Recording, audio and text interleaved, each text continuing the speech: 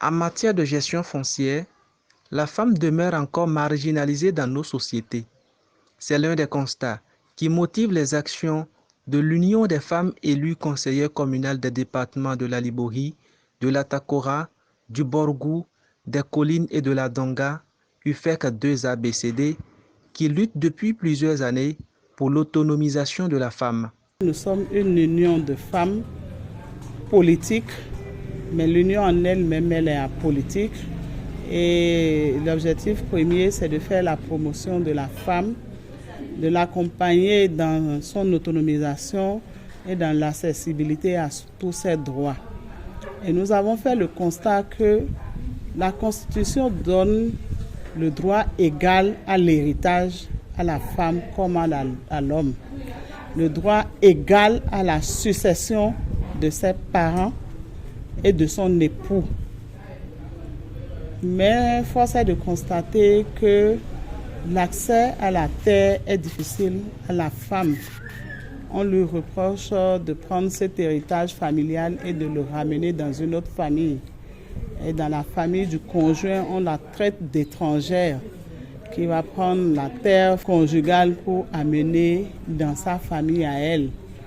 Au finish, la femme se retrouve sans droit d'accès. Ainsi, dans le cadre du projet Renforcement de l'accès au foncier rural par les femmes dans la commune de Sinandé, financé par CUSO International, UFEC s'efforce à transformer le foncier en le rendant notamment plus inclusif. Nous avons financé un micro-projet pour les femmes dans la région du Nord. Ce micro-projet consiste essentiellement à pouvoir accompagner les femmes qui sont, de par nos cultures, lésées en matière d'héritage, surtout tout ce qui concerne le foncier. Et donc aujourd'hui, notre bataille, c'est vraiment d'accompagner ces femmes-là à pouvoir réclamer ce qui leur est dû, c'est-à-dire leur part d'héritage dans tout ce qui concerne le foncier. Donc c'est dans ce cadre que nous sommes réunis ici avec les maris modèles et un groupement de femmes que nous accompagnons depuis bientôt 3 ans.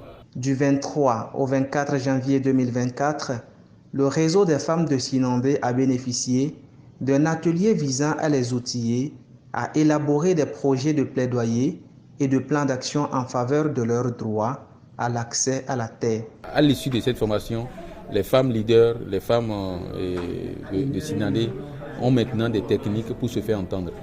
Donc, quelle manière ils doivent le faire, par technique ils doivent faire, comment ils doivent procéder en associant certains leaders au niveau de leur communauté, les chefs religieux, les rois, la mairie, jusqu'à se faire entendre au niveau local et même au niveau national. Donc, cette formation doit galvaniser les participants à voir un peu par quelle manière aller plus loin dans cette lutte qui je vois qui est une lutte noble.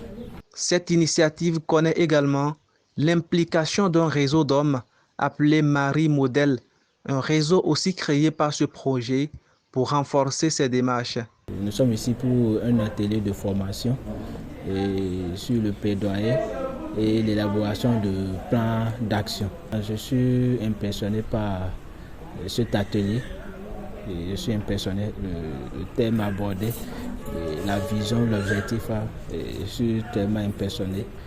Donc ce n'est pas une guerre envers nos maris ou nos frères, c'est une question de terrain, d'entente.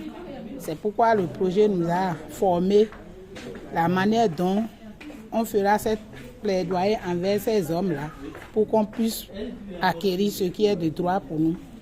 Je leur dis simplement que le plaidoyer, c'est la négociation. Le plaidoyer, c'est la négociation. Je dis ça une troisième fois, c'est la négociation. Quand tu vas faire un plaidoyer, c'est parce que tu es conscient que la décision ne t'appartient pas. Et que si tu y vas avec la guerre, tu n'obtiendras rien. Il faut savoir vers qui aller et comment parler.